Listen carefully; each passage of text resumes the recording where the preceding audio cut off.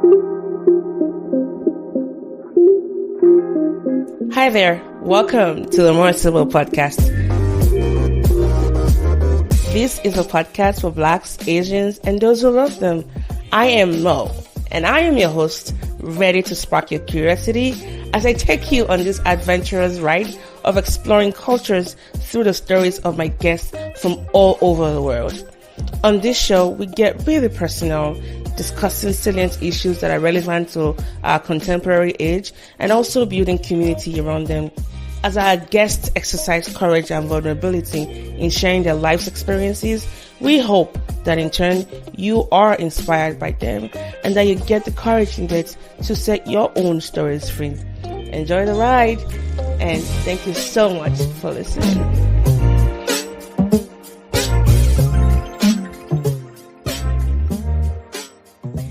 Hello everyone, welcome back to the show. This is Mo. For those joining us for the first time, welcome. Today I have a fellow professional and someone who is very passionate about so many things that, speaks to my very soul. Her name is Chulu. She's a writer of modern African culture and lifestyle. She's also the host of the Africana Woman podcast. Actually met her on the podcast network, so that's really, nice. She's also a transformational speaker and mentor who currently resides in Zambia. She's like the second Zambian we're having on the show.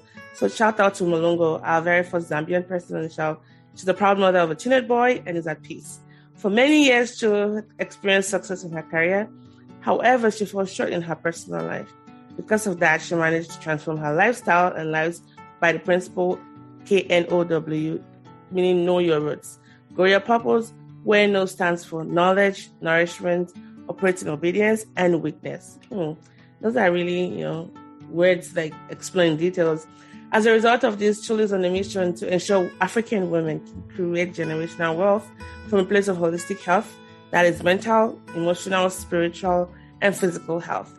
Everyone, without further ado, please join me in welcoming Chulu to the podcast.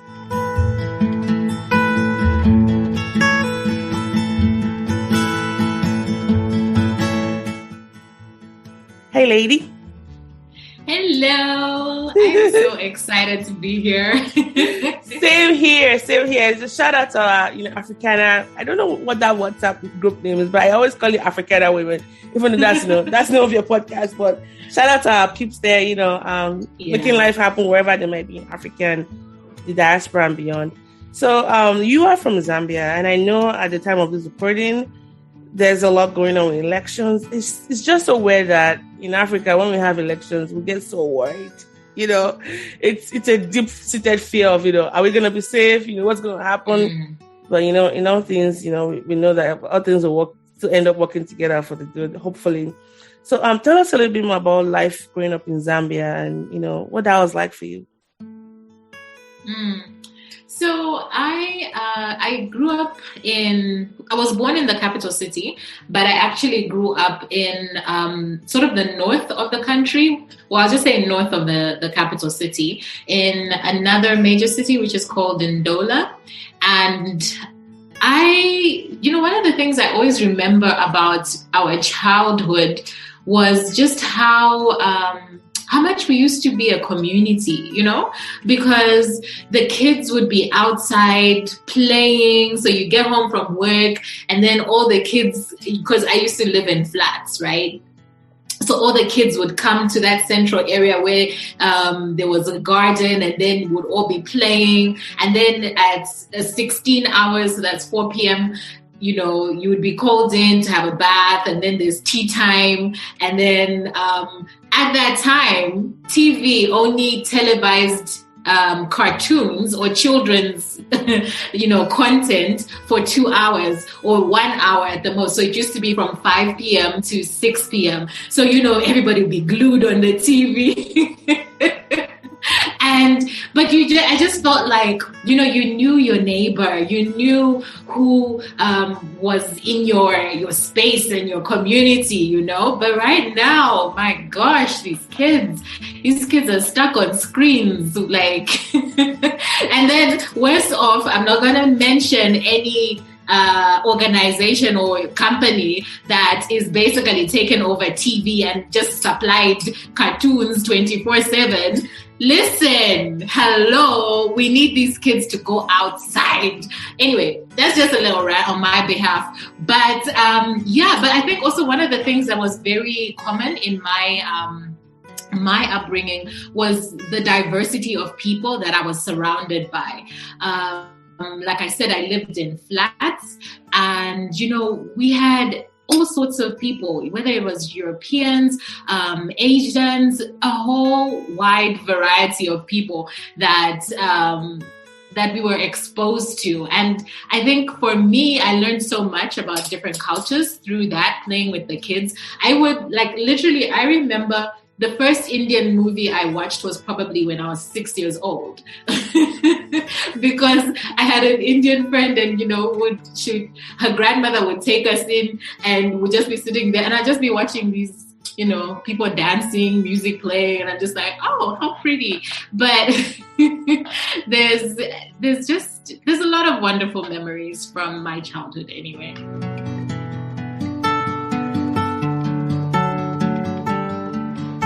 Wow. As you were just talking, it felt like you took a page right out of my childhood, because it sounds very similar. So growing up in Nigeria, as you know, I'm Nigerian, TV time was between 4 o'clock, and you would stick your face was glued to the screen because it had that rainbow stripes. They only did ping, ping, ping, and it was 4 o'clock. It's like, yay! Exactly. If you missed any show, there was no commercial break. Even though I think they had probably commercial breaks, but if you missed it, that was the end. Like there was no, right? There was no trying to catch up like on reruns. No replays. No replays. No. If you had to go pee, that was it. You have to rely on the oral history from your friend or your sibling that was there, and good luck catching up on that with those kind of false records. So yes, but now I think it's just the pain points we feel, or even the things we feel we lost.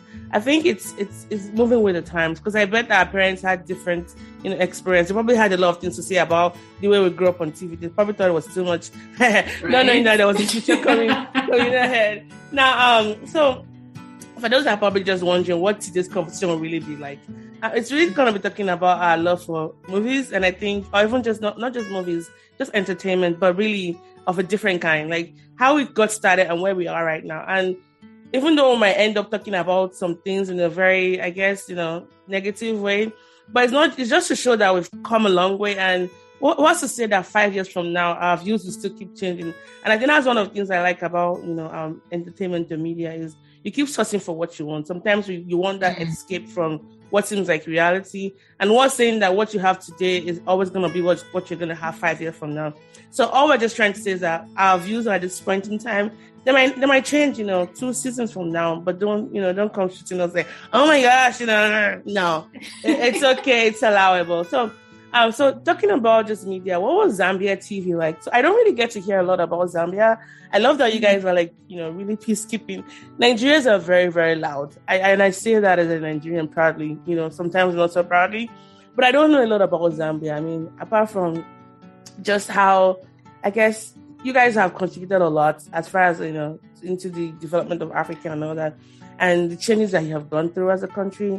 But overall, I can say that it feels like a peaceful place, which is, which I like.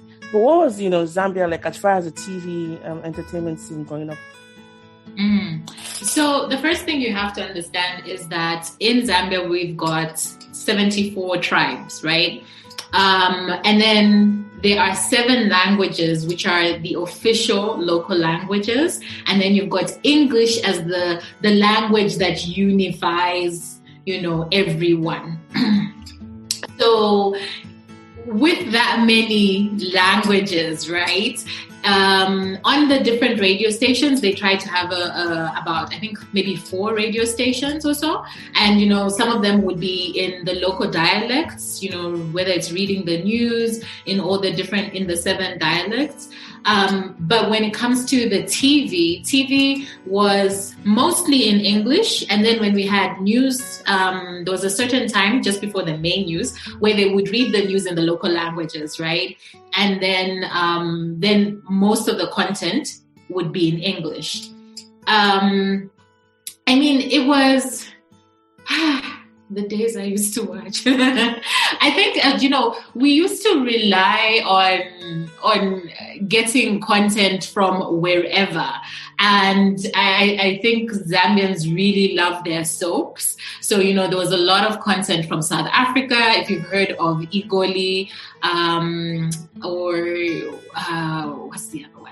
Oof, it's gone. But, there was a lot of content from South Africa. There was also content from Mexico. So there was this one show, my goodness, that was called No One But You. And everyone, when I tell you everyone in the nation used to follow that show. And there used to be this character. His name was Max. He was a nuisance. And his mother always used to be crying about him like, oh my God, Maximilian. And everybody the next day will be talking about Maximilian. And it was just a hot mess. And I think more recently you've got those types of soaps coming in from the Filipinos, and from India, so like Z World and all of that kind of stuff. So, but people really do love the soaps where you can just get hooked and just follow. And then there's a lot of also comedian type work. For me, I find the comedy is not.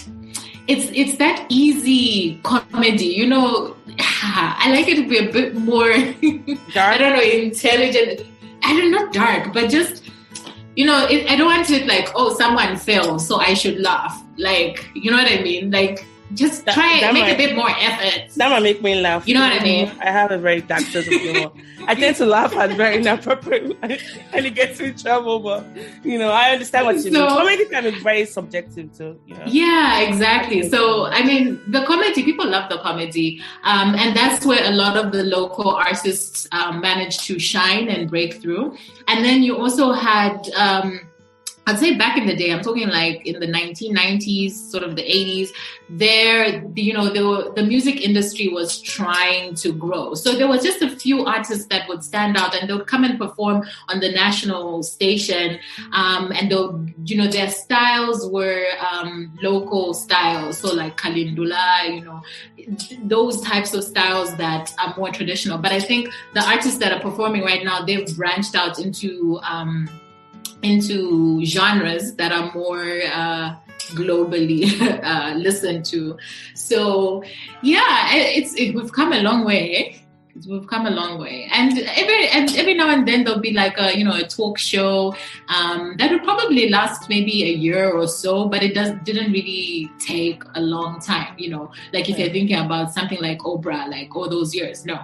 It would try, and then according to sponsorship and whatnot, it would fizzle away. Wow. I mean, let's just unpack all of you said, and I'm going to draw parallels to, Nigeria. So first, it's amazing how when people hear about Africa, they think it's one monolithic, country. Okay, it's a continent, by the way. I mean, just speaking Zambia, it's a landlocked country, but look at that, 72 tribes, more than 70 tribes, and with, different languages. And there's just so much diversity that I love about Africa. And I'm glad that with mediums such as podcasts, we can get to share, some of this richness that really abounds in, different African countries. And there are definitely differences between, my country, your countries, but there's some similarities as well, because it's why they grouped us together as Africans. We have some shared, cultural richness. So that's really good to hear. Nigeria sounds a lot like Zambia.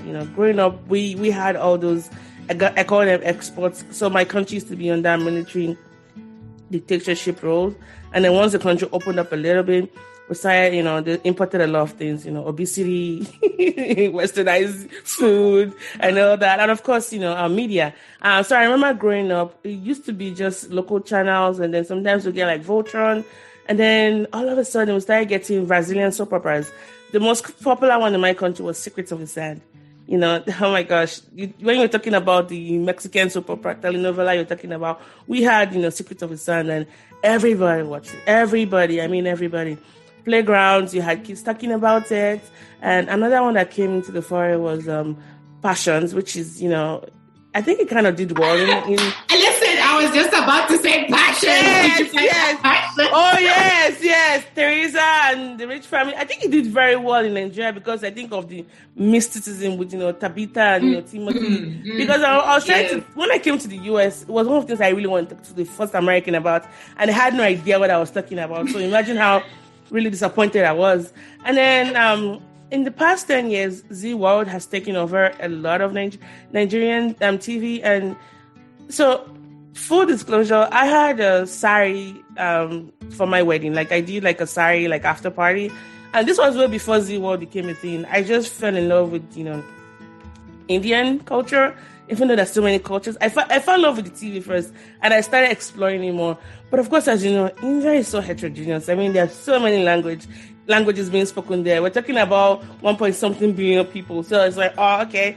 But it gave me an idea that, hey, there's so much you can actually learn from other cultures. And so I want to stop here a little bit and just talk about how India became like a passage to other Asian cultures for me. Because without India, I don't think I would have, stepped into where I am currently. And of course, we also had some Mexican TV shows, which I really don't watch. I feel like a lot of the telenovelas are super dramatic for me. But later on, we started having like Wale Adenuga, who is one of the top veterans in my country. He started writing a lot of scripts, and then these were stories that people really connected to. So you had people like gluing their eyes to the TV to see what's gonna go on next. And he had an institute for upcoming writers to be a part of. So he had a lot of people writing the scripts and all that. So that also helps with promoting local taste. For now, I can't really say so much about what's prevalent on TV like in Nigeria because I don't live there anymore. But I can just say that I can imagine that with the advent of internet, people now with Netflix, DSTV and so many cable packages being offered, people have so many access to stuff. But I know for sure that Korean drama is making a wave in Nigeria. And the thing about Nigerian is that we tend to own things, We see something we like and we just go all over it. So much so that it doesn't even look like what it was supposed to be in the first place. And I see a lot of, Nigerians jumping on that Korean drama train and, and I'm like, okay, it's really nice to hear, but I hope you take one step further to really understand the culture. So that way you're not just, copying and pasting and doing things in a very tasteless way. So, and I know you also watch a lot of Korean TV shows and Korean entertainment as well. So can you just tell me how that came about and what that has been like for you?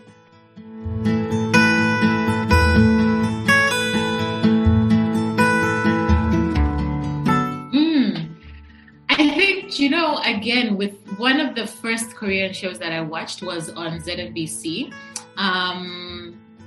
I don't want to say the title, but the storyline was she was the first. It's one of those historic pieces, and she was the first physician. Doctor, oh my gosh, I know that one. You know it, right? Yes. Everybody knows it. Oh yeah. That had the nation glued. That was probably one of the first ones that I watched, and then there was another one. Which was about this woman. Anyway, she was in a family setting, and then I think her husband lost his job, so she went to get a job, and she was a hostess at a restaurant, and there's men coming through, and anyway, and then her mother-in-law came and moved in the house. It was just drama. I used to watch it. Where you sneak. For whatever reason, someone put a TV in my room, and then I had a cutoff time for sleeping, right? Maybe the cutoff time was 8 p.m. and this show used to come on at probably around 10 p.m. So I'd have my lights off, and then I'd turn on the TV, and then because it's got subtitles, I would just be watching with the subtitles. So I think. I've known about Korean dramas for a long time, but more recently, I don't really watch TV that much. I'll be honest, I don't watch TV that much. But more recently, I've been watching more Korean dramas, and I watched Marriage Contract. I won't even lie. Listen, that movie broke my heart. It broke me. I was having a funeral by myself. I was like, listen, I cannot be alone. Anyway, so after that, I was like, these people are trying to kill people out here. I'm not going to do this Korean thing anymore. So I stopped for a while. I took a break because it just drained me. And then I started again. And then, I was like pacing myself. And I've kind of got into this mode where I've kind of found like a subgenre, which I'm now just sticking to, because I know why I'm going to watch shows anyway. I don't want to be stressed. Like you people who watch horrors, you people who watch thrillers, I ain't out there for all of this. I want to go in and just laugh and cry. And, I know why I'm watching this show. So I found a subgenre, yeah? And then also, I think what's really nice is that I want to watch stories which are similar to mine. So I'm a 36-year-old woman, right? And I like those stories that are around of people around that age. So the younger stories, the university, teenage, those ones. I've watched some, but I'm just like, okay. But I'm relating more to the ones which are more my age, and it's interesting. I'm just having fun with it. Oh, wow. As if I just stuck it out, just like, oh my gosh. So marriage contract, oh my gosh. It's a roller coaster. Isojin, the main actor, and Yui, just the delivery, and spoiler, the ending was just, Yeah, I know, right? I was even going to say, like, listen, guys, I'm going to have spoiler alerts here. So if you haven't watched these things, just stop the show. Yeah, just stop the show, pause the speed pattern and skip it over. But of course, if you haven't watched it by now, then, you had it coming. It's been 6 years or 7 years since the movie. 5 years, I think. It's 2016. Right? Like, so where you been? Go watch it. I know. There's so many... So I'm not going to tell you how many Korean dramas or Korean TV shows, movies I've seen, because I started watching this more than 10 years ago, and it's been a lot. And I have seen them struggle a lot as far as the writing all over the place. But then they've come to a place now that they can actually have some bad writers. And I can say I've watched some really horrible Korean TV shows, but they can still get away with it. Why? Because of the aesthetics and just, the use of either the main leads or, the female or the male. They're usually very beautiful people that they use. So they can get away with so many things. And of course, the technology and all the things that they do. But I also want to just add here, before I talk about my love for Korean TVs, I used to love Hollywood. And I think a part of me still, honors it, because Hollywood for me still remains one of the most, I guess, innovative. Because if you think about just how much money has been spent and how much influence it has had on a lot of, media entertainment complexes around the world, that's, saying something. However I may feel about Hollywood, some might want to, just boycott them altogether. But we cannot deny the influence they've had. And growing up as a child, I loved American TV shows, like Friends. Was one that I would watch a lot, and I had friends in school then that was, we had different characters. I was like the Monica. We had another friend who was the Rachel, and then we'll just laugh and talk about stuff. And for me, Hollywood was a good place to kind of learn more stuff. Of course, I learned a lot about pop culture from Hollywood. And there was a summer, I remember I was going from GS3 to SS1, and I wrote everything down. I watched 100 and something movies on CDs. 100 and something movies. And I could tell you, I might not be able to go into all the specific details, but I could tell you the synopsis of each movie. That was how much of a Hollywood, head I was. But now I really don't watch a lot of TV shows. I tend to do more of my oldies, like my reruns. So every year I have like a Friends marathon that I do. I love The Office. I do that marathon. I also love Sex and the City, It's a little bit raunchy, but I like the friendship between, if you didn't consider just Samantha's craziness and over the top nature, I like the friendship between those four people. And so I watch that, once a day. I love Curb Your Enthusiasm. So, but I think ever since I forayed into Korean drama, I find some things, almost like I've lost patience for some things I see in, American movies or even, TV shows. I want stories. I want things that impact my life. I want things that are reflective of my values. And I know this sounds selfish, but if you think about this, why do we watch TV shows? Because we want a form of escapism. And there's only so much sex and violence my brain can take.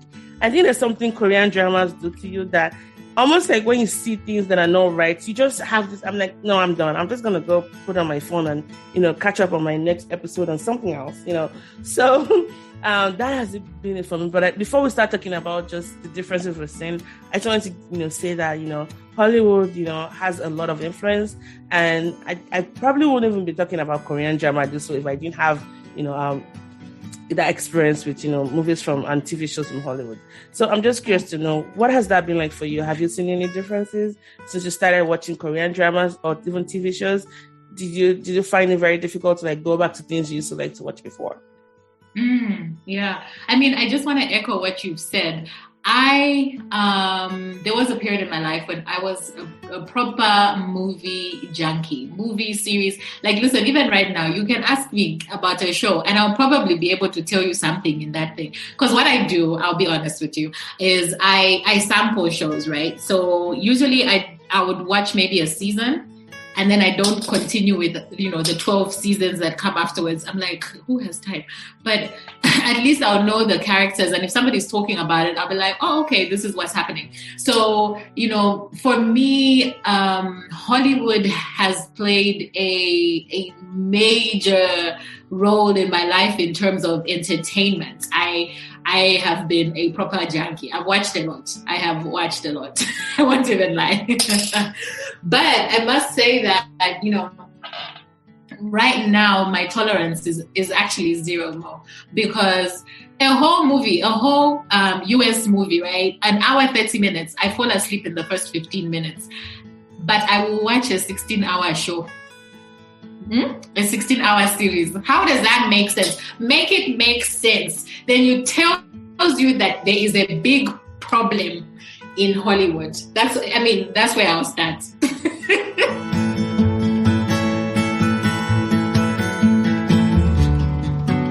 No, but I also think it doesn't make sense, right? It does make sense. I agree with you. But I think there's also an intentionality behind Korean TV shows, in that it's purposely engineered to keep you, glued to your screen. It's the slow storyline. And take, for example, a typical American TV show can last for 10 seasons. What are you guys doing in 10 seasons? I used to long for it. I mean, if it's not a medical TV show like House, I can get, because House has different cases. But if it's just Boy Meets Girl, what are you guys talking about 10 seasons long? A common Korean TV show where, by the way, do you know that every week they actually do the writing? It's writing on demand. I know. I when I was researching, I was like, wow, they are so intense, because then they're also getting feedback from the audience. Yes. And I even read that, some of the recording is up to 30 minutes or even whilst the show is showing. I'm just like, this is insane. Yes, a writer can change course based on the viewership. That's crazy. If people are demanding that this guy and this girl, they don't have to be together, they can change the course of that. But and I think that, given that the microwave mentality most of us have these days, everything is now being done fast. Gone are those days where you want to wait. I think that's what American TV shows need to get on board. And of course, cleaning up some things. I mean, take for example, here's what I think. I'm not a prude, I mean, sex is great, sex is wonderful, but doctors having sex in the cafeteria, doing work hours, how's that? Please make that make sense. How's that even professional? I mean, think about the germs. No wonder we have COVID these days. When I think about things that don't make sense, you just met someone in a coffee shop and then the next thing you guys are duking down. In the bathroom. Yeah, imagine a public bathroom. How disgusting. And then my mind goes far, because I'm like, are you serious? Have you been to that restaurant before? Do they clean? How often do they clean? How about his that's breath? where my mind is going. How about your breath? I know. The worst for me is the morning scenes. First thing in the morning, y'all just woke up and you're all up in each other's mouths. I'm like, no. Breath is stinking. Stop lying to the masses. Stop lying. So yeah, I think for a lot of us, we probably reach saturation, and I guess I hope that American TV show creators can learn a thing or two from international markets, because there's been a lot of people, a mass exodus. I mean, I'm not in that field. I don't work there, but if someone like me could have when I say soft boycotts, it's not like I make it intentional. I just don't find it interesting anymore. The only things I tend to watch is things that I grew up watching, or things I used to watch many years ago. But these new TV shows, even animated, not animated, take for example, Marvel and DC.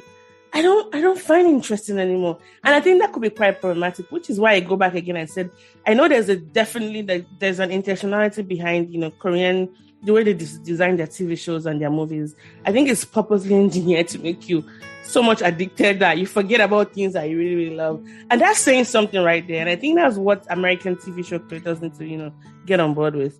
Because, and I think for most people that I tend to see that watch a lot of Korean TV shows, it's because they love the cleanness of it, They love that it's sometimes family-oriented. Things are implied. I mean, once in a while, a TV show might show the kissing, but you don't see, body parts just hanging around,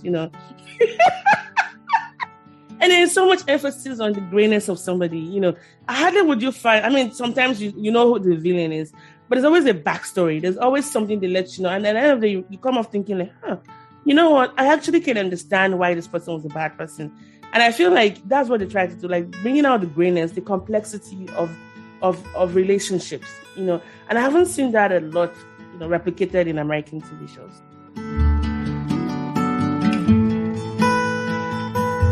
It's true. But do you know something I found very curious? That 90% of screenwriters in Korea are women. Yes. And for me, I was just like, of course, we're not going to sexualize women and have them walking around with their boobs hanging out, I was just like, that is so beautiful. I just found that very, very amazing. And they write so well. Sorry, go ahead. They do. I do love the way they really they really explore the character of a person. It's not just black and white. It's what's happening in between. Sometimes even the hero can borderline on being the villain. You're like, should I really like this person? And you get to experience that. But then also it makes you as a person not feel that you have to be perfect.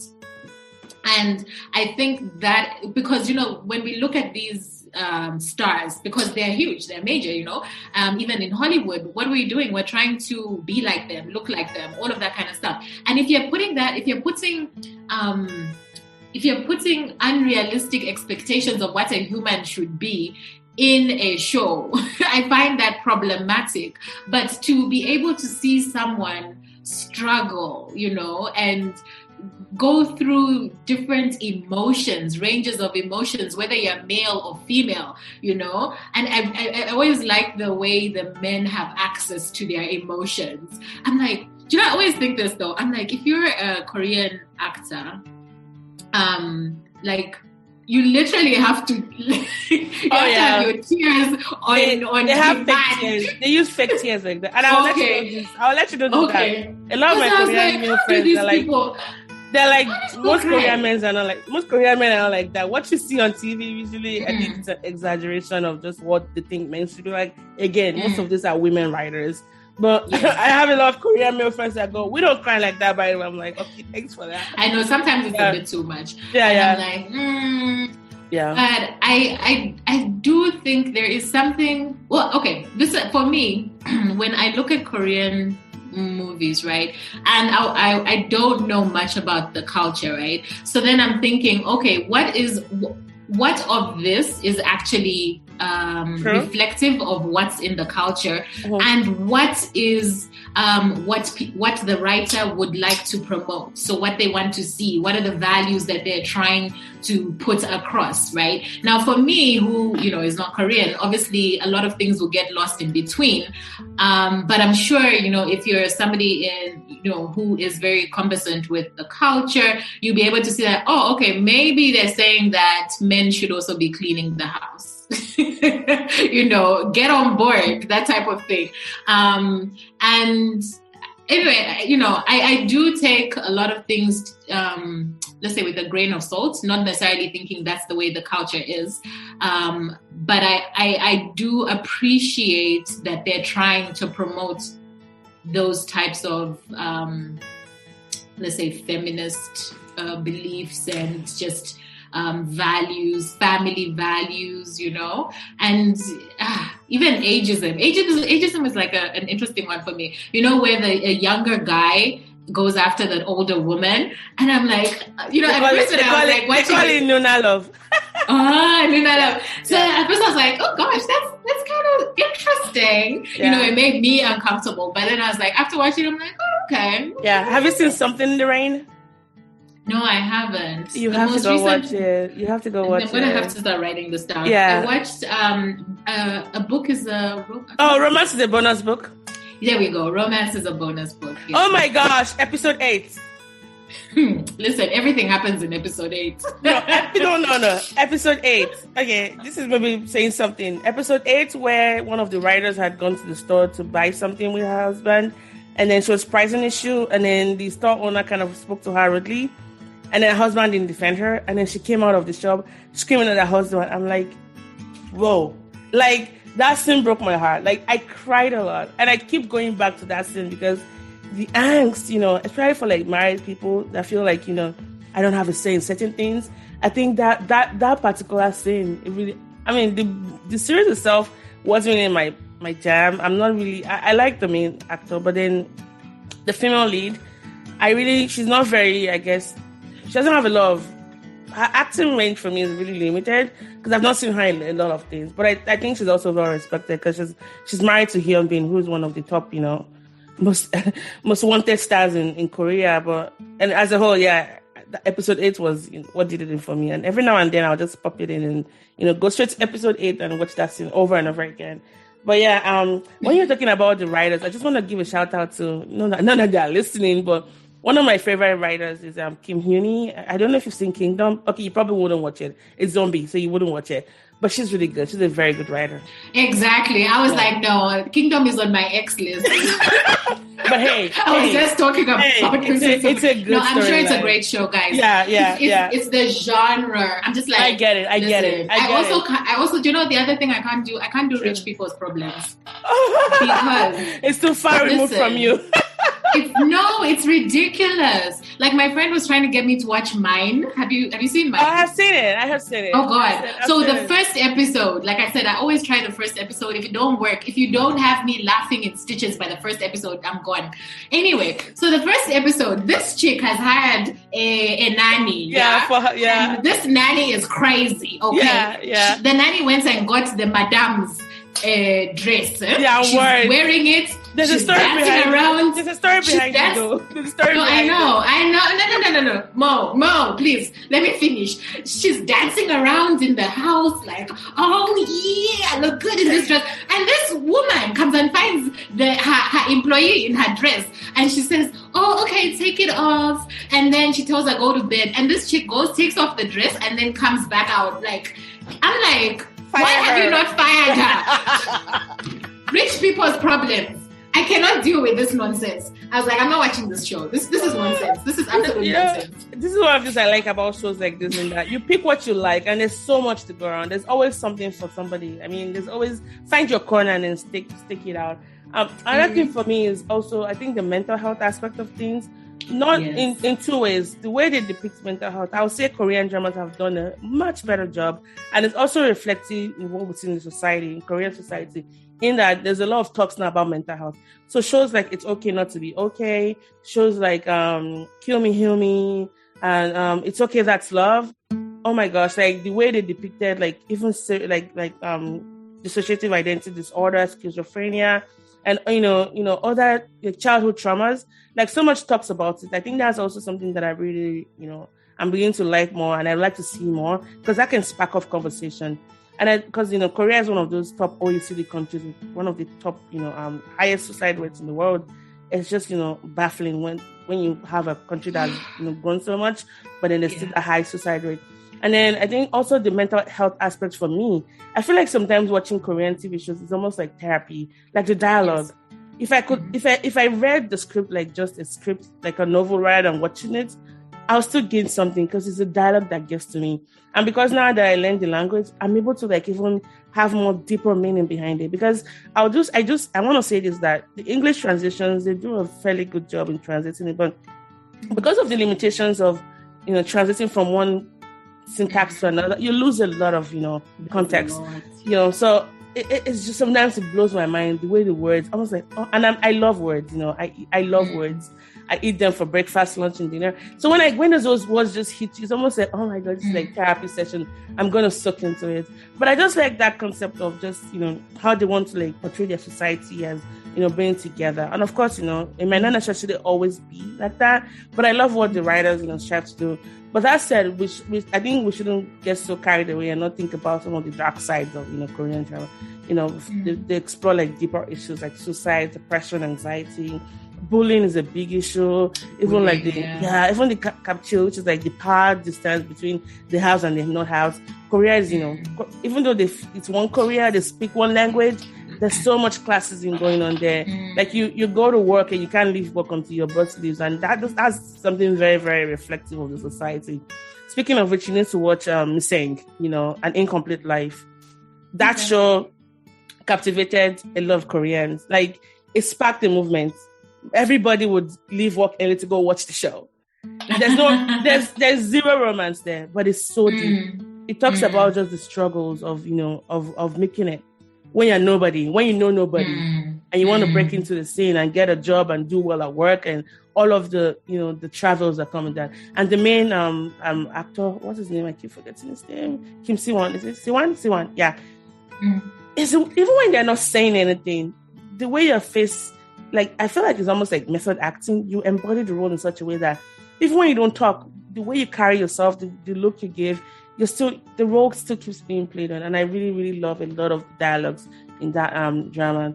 And so I think just to round us off, we're both Africans. We've explored Korean entertainment. Are you considering learning the language for starters? And my second question is, what do you think African movie makers can glean from Korean dramas in the areas of global reach, storytelling, and cultural fusion? Because we have all of that. We have, good storytellers.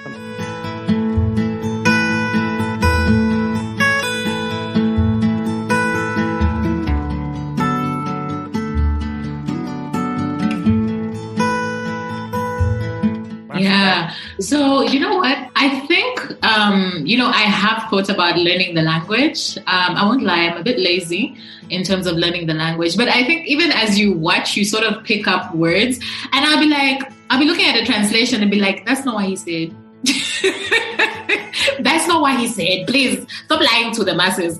But anyway, so I have actually thought about learning the language. And funny enough, my friend and I have decided we're going to South Korea next year, 2022, October for our birthdays. We're both October babies.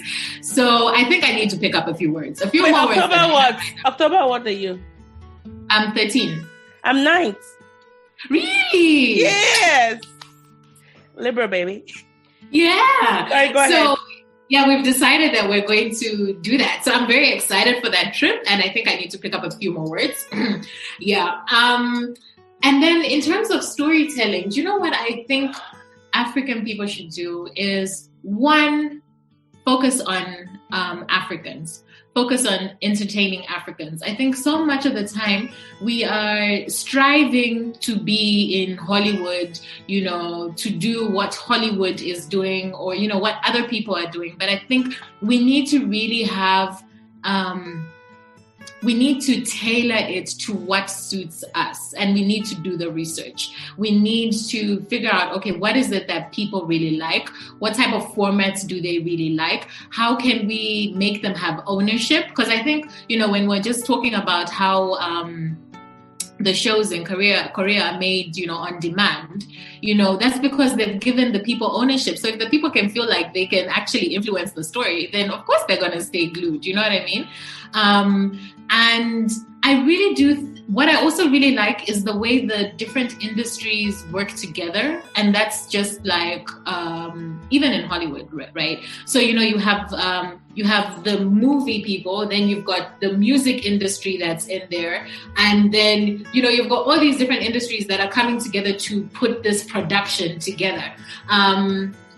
And I think that we need to be a bit more collaborative, right? Because, you watch local shows, maybe it'll have like some drumming and stuff like that, acoustic type of music, but go to the artists, get them involved, help them to promote the show. People get excited like, oh, that person is there, make a whole album for your show, whatever it is. But I just feel like there's opportunity for more collaboration. But to keep on looking on the outside as that's the golden standard, I don't think that's the way. I think we need to decide for ourselves what is going to work.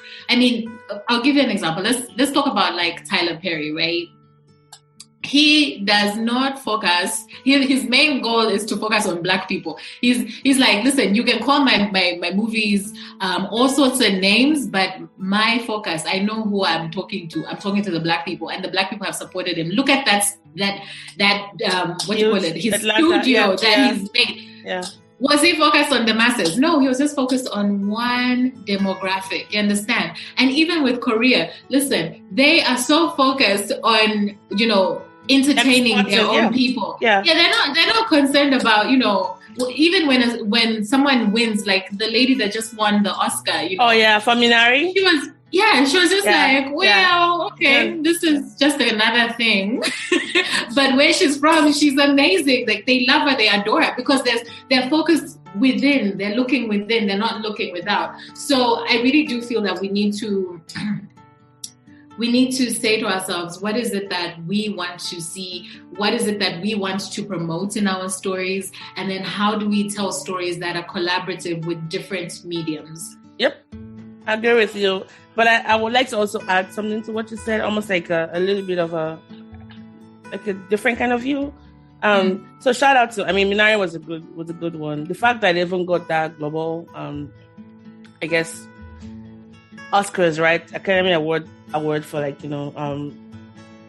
for that. I think that shows the rich Korea is having.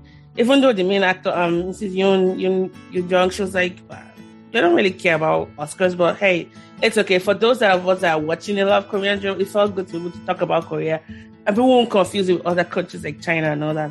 Just to add to what you had talked about focusing on entertaining Africans, I would say that is good.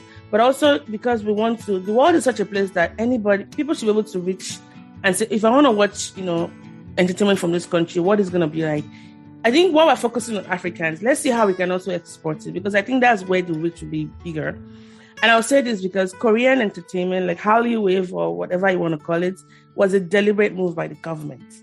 Like they have a department within the government that is tasked with increasing the reach of Korean dramas. Like it's heavily funded. It was very deliberate.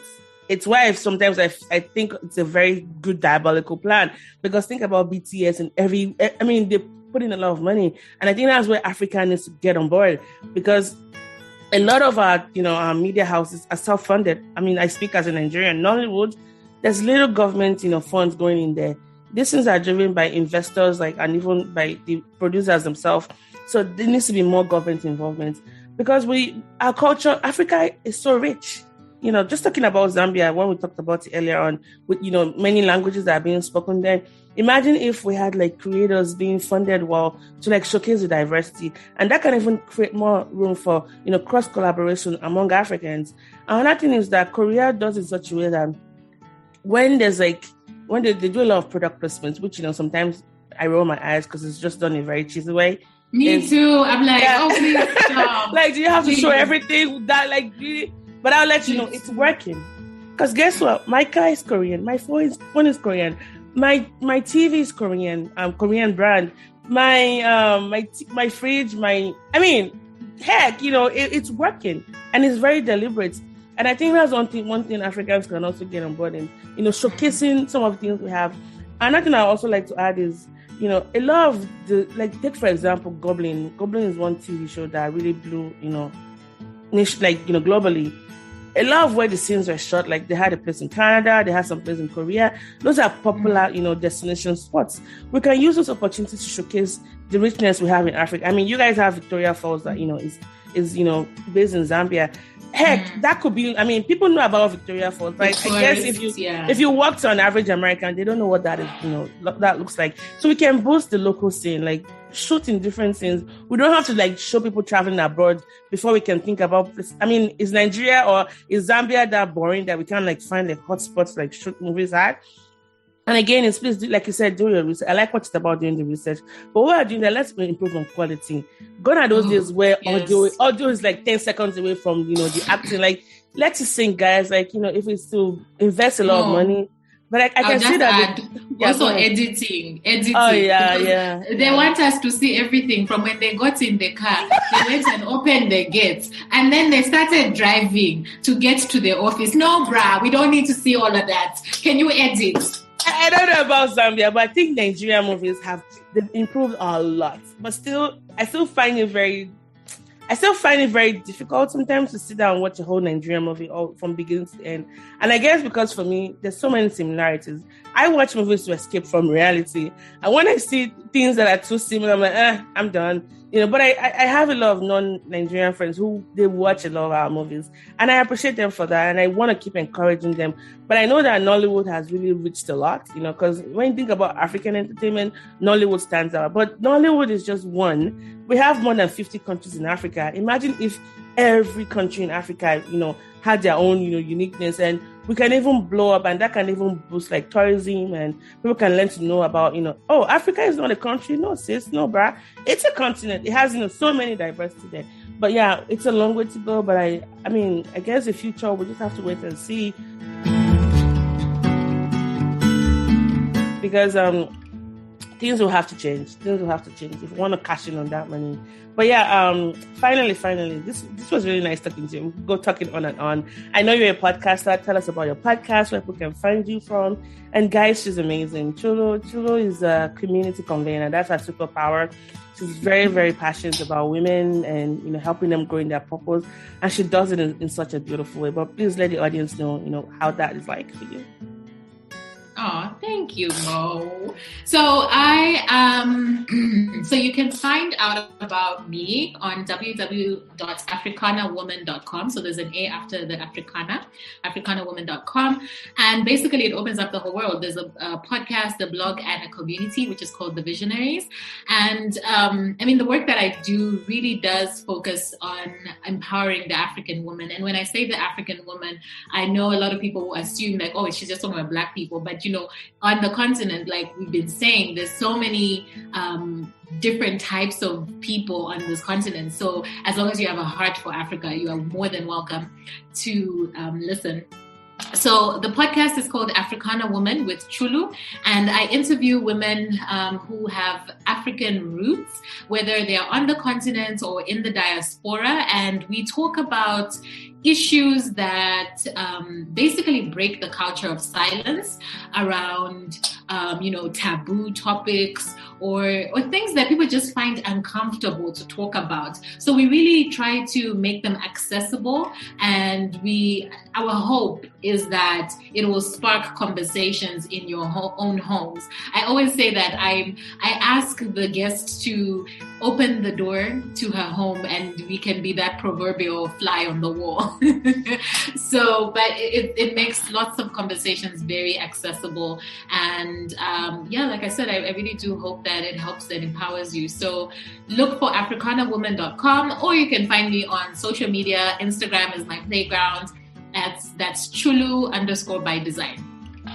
There you have it, guys. Chulu_by_design. And check out her content on Instagram. She's amazing. All right, Chulu, this was it. Thank you so much for coming on the show. It's really been nice talking with you and to take our conversation off of WhatsApp onto the pod screen. It's really been amazing. And I wish you, a safe weekend. I know things are getting hot in Zambia right now, but I pray for a very, very warm and positive outcome and that no more lives will be lost. And so from all of us here, I wanted to say thank you so much for being here today with us. Thank you. Thank you so much to the listeners. All right. Bye, guys, and catch you guys on another episode of the More Sibyl podcast. All right, lady, I'll let you know when this comes out.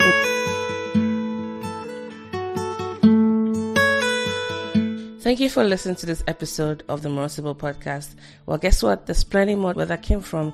So visit our website at www.mosibyl.com. That is www.moresibyl.com, where you can find hours of other binge-worthy episodes just like this one. And while you're at it, please don't forget to subscribe and leave us a rating on Apple Podcasts or Podbean, as it encourages other awesome people like you to listen to the podcast as well. We are now officially on Podbean. It has an app. You can catch up on missed episodes and also get a notification when we have new episodes. Do you have a question for our guest, feedback on the episode, or a suggestion for a future guest? Then please get in touch with us by sending us an email at talktomo@mosibyl.com or connect with us via Instagram at the More Sibyl Podcast.